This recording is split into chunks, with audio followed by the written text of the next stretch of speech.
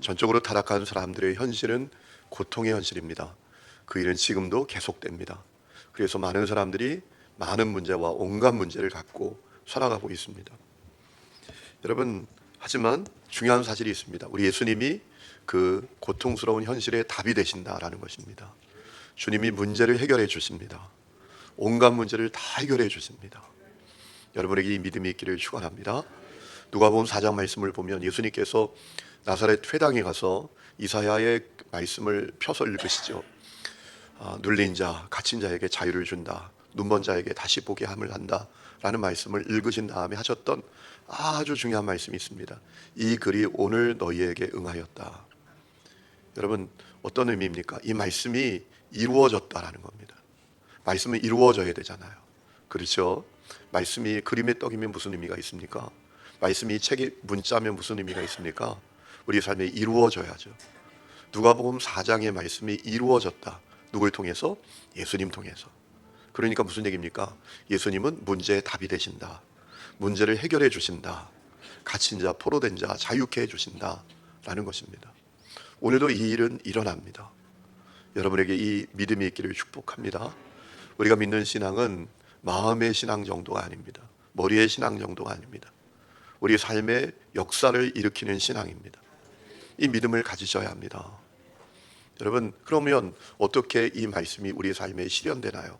오늘 말씀을 통해서 한 가지 중요한 답을 얻게 되는데, 문제를 예수님께 갖고 가서 간청해야 한다는 겁니다. 여러분, 예수님께서 이방 지역인 두로에 가셨을 때입니다. 어떤 집에 들어가 계셨는데 한 여성이 예수님 그곳에 계신지 어떻게 알고 찾아왔습니다. 그녀는 참 큰 문제를 가진 여인이었습니다. 자기 딸이 귀신 들렸습니다. 여러분, 딸이 얼마나 예쁩니까? 그렇죠? 근데 귀신 들렸어요. 이거보다 큰 문제가 어디 있습니까? 그래서 그 문제를 예수님께 가지고 와서 오늘 말씀에 보면 25절에 예수님 발 앞에 엎드렸다라고 했습니다. 흙먼지로 범벅이 된 발이 아니겠습니까? 이 당시에 무슨 변변한 신발이 있습니까? 뭐 도로 포장이 제대로 되어 있습니까? 흙먼지로 범벅이 된 그 발 앞에 엎드렸습니다. 무슨 의미입니까? 절박함을 가졌다라는 겁니다.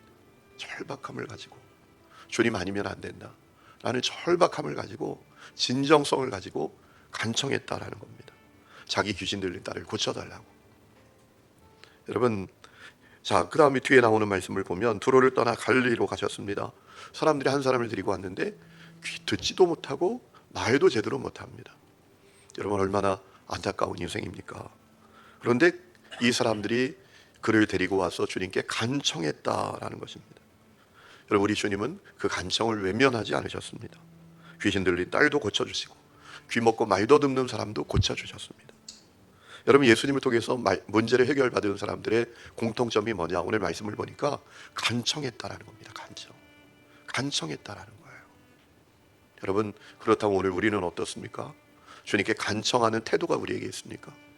오늘 이 새벽에 여러분, 간청하는 기도가 여러분 가운데 있습니까? 그러면 왜 간청을 못하죠? 간청해야 되는데. 문제가 있는 것은 엄연한 현실이고 문제 해결은 예수님께 있고 간청해야 되는데 왜 간청이 안 되죠? 아주 중요한 이유가 있죠. 문제를 여기지 못하는 겁니다. 문제가 있는데 그 얘기는 문제가 아닙니다. 여러분, 우리 주위에 그런 사람들이 많잖아요. 학교 다닐 때 그런 애들이 있잖아요. 그렇죠? 시험을 보면 40점 맞아요. 문제잖아요. 얼마나 태평한지 몰라요. 예전에 지금 미국에 가 있는 집사님 한 분이 있어요. 고등학교 수학 선생님입니다. 그분이 저희 아이를 이제 고등학교 보낼 때 제가 고민을 했거든요. 어떤 고등학교에 보내야 되냐. 그랬더니 그 집사님이 저에게 아주 충고를 하더라고요. 목사님, 절대로 일반 고등학교 보내면 안 돼요. 최소 자사고라도 보내야 돼요. 일반고 보내지 마세요 그러더라고요. 제가 좀 의외였습니다. 왜요? 그랬더니 목사님, 제가 고등학교 교사잖아요. 일반고가 어느 수준인지 아세요? 수능 시험 보는 날 그 전날 애들에게 신신당부해야 된대요. 야, 수능 시험 보는 날은 점심시간에 축구하지 말아라. 수능 시험 보는 날 점심시간에 축구를 한대요, 아이들이. 여러분, 물론 그럴 수 있죠. 공부를 잘하는 애들도 있고 못하는 애들도 있고. 여러분, 어떻게 사람이 공부만 다 잘하나요? 어떤 사람은 기술이 있는 사람이 있고, 그렇죠? 어떤 사람은 머리가 좋으면서 나쁜 사람이 있고, 어떤 사람 머리가 나쁘지만 착한 사람도 있잖아요. 근데 중요한 것은 그래도 하려고는 해야죠. 그런데 그것을 문제로 여기지 않아요. 점심시간에 수능 보는 날이에요. 이제 내 미래가 걸린 날이야. 근데 그날 축구한다니까요. 무슨 얘기예요? 문제를 문제로 여기지 못하는 거예요. 40점 맞는 것을 문제라고 여기지 않는 거예요. 여러분, 내 자녀가 귀신 들려 있습니다. 마귀의 종으로 살고 있습니다. 마귀가 이끄는 대로 살아갑니다. 여러분, 제 얘기가 아니죠. 에베소 2장에 너희가 허물과 죄로 죽었었다. 공중 권세 잡은 자를 따라다녔었다. 구원받기 전에. 그러니 예수 믿기 전에 있는 사람들의 상태는 다 마귀의 종으로 사는 거예요. 마귀가 이끄는 대로 사는 거란 말이에요. 내 생각으로 사는 게 아닙니다. 여러분, 우리의 자녀들이 늘 쉽게 하는 얘기가 있잖아요. 아유, 내가 알아서 할게요. 여러분, 그 얘기 많이 들어보셨죠? 왜 그렇게 표정이 그러세요? 저런 얘기 한 번도 안 들어보신 분죠? 무슨 얘기하면 아이들이 흔히 하는 얘기가 그러잖아요. 내가 알아서 한다고요. 알아서 하는 게 아니라 마귀가 이끄는 대로 산다니까요. 그런데 그것을 문제로 여기지 않아요. 내 아이가 귀가 있어도 하나님의 말씀을 듣지 못하고요, 입이 있어도 하나님을 찬양하고 기도하지 못하는데도 그게 문제가 아닙니다. 내 아이가 예수님을 나의 주 나의 그리스도로 고백하지 못하고 만일 그 아이를 하나님께서 오늘 데려가신다면 지옥에서 눈뜰 수밖에 없는 아이인데도 그것을 문제로 여기지 않아요. 저희 교회에 제가 늘 성도들이 감사헌금 드리면 그 기도 제목을 가지고 다시 한번 기도하거든요. 주일날 매주 그렇게 기도하는 우리 가정이 있어요. 하나님, 우리 자녀들을 변화시켜 주십시오. 우리 자녀들이 예수님 만나게 해 주십시오. 저도 그냥 저절로 기도가 돼요. 아, 이분이 진지하구나, 진정성이 있구나. 여러분, 왜 간청하지 못하는지 아세요? 문제를 문제로 여기지 못하니까 간청이 안 되는 겁니다. 한번 제가 말씀을 드렸죠. 제가 전에 사역하던 교회에 아들이 하나 있는 권사님이 계셨어요. 그분에게 제가, 권사님 기도 생활 좀 하세요. 그랬더니 콧방귀도 안 끼더라고요. 그런데 아들이 의경 갔는데요, 이 아이가 쓰러졌어요. 그랬더니 병원에 쫓아가서요, 그 병원 복도 바닥에 주저앉아가지고 땀을 치면서 울며 살려달라고 기도하더라고요. 그제서야 문제라는 것을 알게 된 거죠. 왜 간청하지 못하냐? 문제가 아닌 거예요. 그러니까 간청이 될 수가 있나요? 여러분에게 눈이 열리기를 주의 이름으로 축원합니다. 간청할 수 있도록, 문제를 문제로 바라보는 눈이 우리에게 열려야 간청이 되는 거예요. 영적 눈이 열려야 합니다. 내 가족들이 마귀의 종으로 살고 있어요. 그들이 지옥 가게 생겼어요. 입이 있어도 하나님 찬양하지 못하고요, 귀가 있어도 하나님의 말씀을 듣지 못해요. 여러분, 문제를 문제로 바라봐야 간청이 되는 거죠. 여러분, 우리가 간청하기 위해서 필요한 것이 있습니다. 주님이 문제를 해결해 주실 것을 믿어야 합니다. 그래야 간청이 또 되죠. 문제를 문제로 여겨도 주님이 믿어져야 간청이 되죠. 예수님께서 귀신 들린 딸을 둔 어머니를 향해서 오늘 말씀 보면 아주 냉정한 말씀을 하시죠. 27절, 자녀가 먼저다.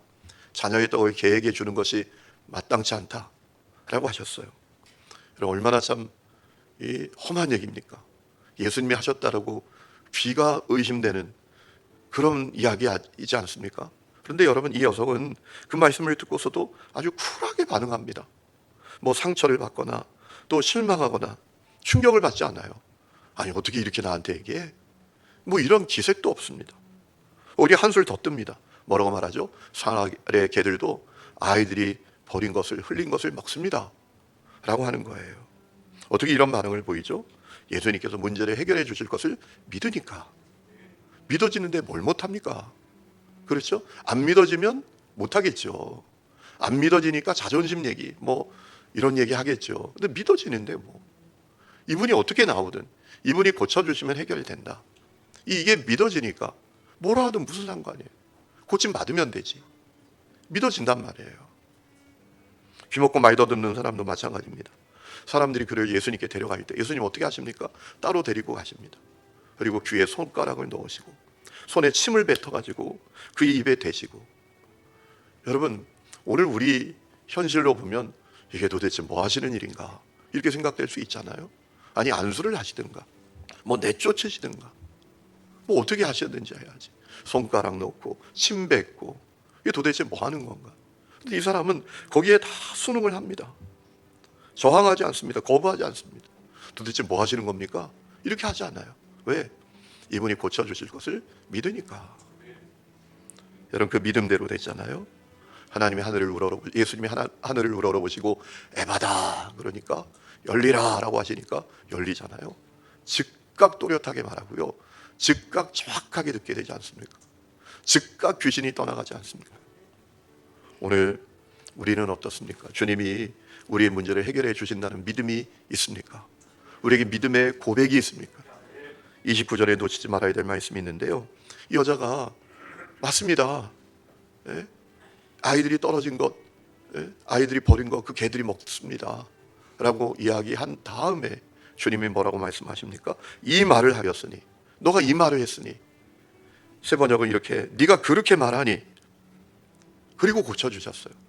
무슨 얘기입니까? 여인의 믿음을 주님이 보셨다라는 거예요. 야, 너 믿음이 있구나. 너 믿음 있구나. 너 말하는 거 보니까 믿음 있구나 라고 했다라는 거예요. 오늘 여러분에게 믿음이 있나요? 여러분 말에 믿음이 있나요? 저는 회의할 때마다 답답한 분이 있어요. 안 된다는 거야. 여기 교회인데, 우리 하나님이 전능한 분이신데, 그분이 살아계신 분이신데 막 핏대를 세우면서 안 됩니다, 안 됩니다. 왜 안 돼요? 주님이 전능하신 분이신데. 여러분 고백에 믿음이 있습니까? 믿음 회복해야 합니다. 기도하겠습니다.